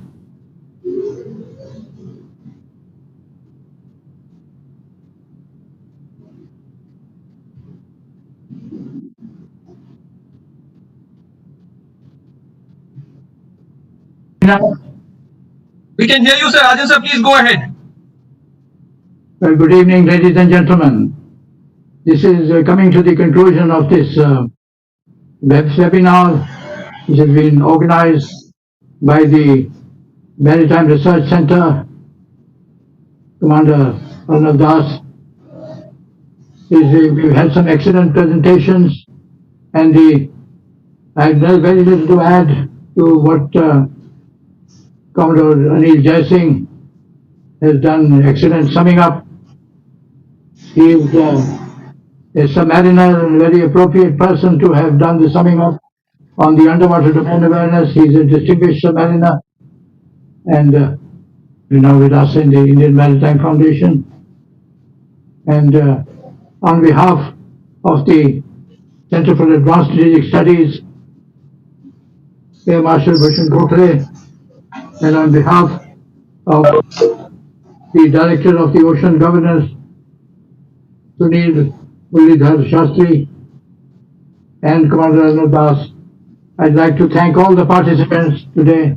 We had nearly 100 participants today, over 100 participants taking part in this webinar, which is, I think, is very creditable for the MRC to do that, and it only shows, it highlights the importance of the underwater domain awareness. As I always say, that we've concentrated on the above water, but we have not paid much attention to it. We are very fortunate that we have Dr. Arnav Das to take this initiative and organize this is a webinar. This is probably the first of the webinars for forming the framework of the UDA and ocean governance, and we hope that these excellent presentations which have been given by Dr. Nilufar Oral, by Mr. Sunil Mullidhar Shastri, Mr. Amitav Kumar. Very nice to see you again, Mr. Amitav Kumar. DG Shipping is the Government of India, and Mr. Dr. Avni Benham. What fine presentations we've had today, and we hope that this will lead to bringing the stakeholders together, stakeholders involved in the shipping world. It will bring stakeholders together, and this is only the beginning. It's only the beginning of the many webinars we'll have, and we hope to see the gentlemen, all the ladies and gentlemen again with us, because it's about time that we in India have highlighted the importance of blue economy and everything that we do on the ocean, which has been neglected. Thank you. Thank you very much for giving me this opportunity to say the vote of thanks, Dr. Anil Das and the Maritime Research Center. And we look forward to seeing you again. And thank you again, all the participants and the speakers for an enlightening evening today. Thank you. Thank you so much, sir. Although the last word is over, and I just want to, we had almost 350 registrations today, but I think many people had difficulties in registering. One is that our mails would have gone to their junk mail or the trash box. So I would request people to check there, and in future we'll try and improve whatever we have done, so that I'm so overwhelmed with the response that we have got. But I acknowledge that there were some limitations probably from our side also, that we could not ensure that everybody could attend. But the entire proceedings have been recorded and they will be again mailed to people. That will also be available on our MRC website. So please have a look. And we have a series of events now coming up. I think one after the other, they are going to be bigger and bigger, with a whole lot of, I think you got the flavor today. We had such fantastic presentations globally. We are trying to address various issues connected to the UDA framework, or issues where UDA could play an important part or have an important contribution. So I will request all of you to keep track of the information that we send, and please participate. Thank you so much. And we can continue for an informal chat in this, but I think I would declare that officially the event is over. Thank you so very much. I must acknowledge, I could not acknowledge the speakers. TG Amitabh Kumar sir, thank you so much for joining. Dr. Avni Benham, thank you very much. Anil sir, extremely well summed up, and thank you so much. You all have been, Bhushan Gokhale sir, Sunil sir, all of you have been so encouraging, and this all happens because I get the support from all the senior people like Rajan sir. Thank you so much. Thank you all very much. And I think the mics can be unmuted, and everybody, another 5 minutes if people want to just interact, because some people would have met their friends after a long time. So this is a platform. Had it been a physical thing, we would have been probably hugging each other, but that's not possible. So, it's all open. And some last words anybody would like to say informally. Even speakers have said, but I think the participants may like to say something. And it's open. Please go ahead and say things. I'm sorry we could not have the question answered, because I wanted to ensure that try and finish it on time. But I think it was so interesting.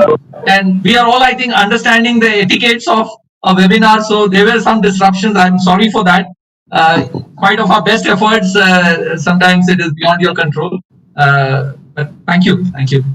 Arnab, just a couple of points. Unfortunately, there were some excellent questions, and I wish we had a little more time to take them on. And also, for those, a lot of people who couldn't log on to WebEx, there were a lot of people following it live on YouTube. I got a lot of messages saying we couldn't get WebEx, but we following on YouTube. So I'm sure we had a lot of people there as well. Yes, sir. We have circulated, it's on our social media handles also. The live stream is there, and anybody, and that is much easier. I think just clicking there, and you can you get connected to the and you can see that.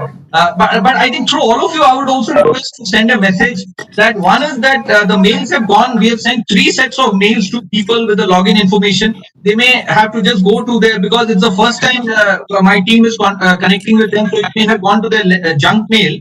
But at the same time, the login IDs were also put up on WhatsApp. And so you may like to just connect with us on that. And next time, I think we'll try and improve wherever the limitations are there. Thank you, sir. Thank you so much.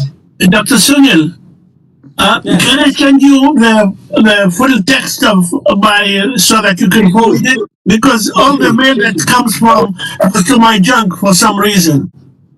Can you send it to me also, Professor? Yeah, I will send it to you. Send it to me, and then I'll send it to Ananda. Thank you. I will tomorrow. I hope I will send you the full text, because there's a lot. Thank you very much. Thank you. And thank you. And it is always wonderful to see you, Avni. You too. Let me once again wish you a very happy birthday on your 80th. Thank you.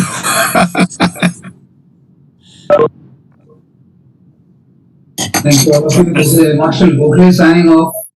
Good night, sir. Thank you very much, sir. Thank you so much, sir. Thank you, sir. Thank you, sir. Thank you. Thank you very much, all of you.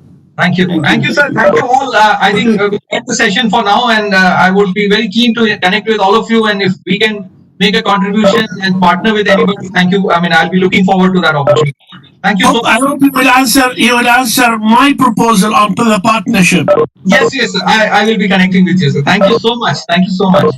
Yeah. Thank you all. Anil Jay Singh, sir, thank you so much. Sunil, sir, thank you. Abhi, thank you very much. All the participants, thank you so much. I can see very, very senior people in that. And I'm sorry I could not connect one-to-one with everybody, but I thank you all for joining. Thank you so much. Thank you very much. Thank you. Bye-bye. Thank you. Bye. We're leaving now. Thank you, sir. We'll close the session now. Yeah. Thank you. Thank you. Thank you.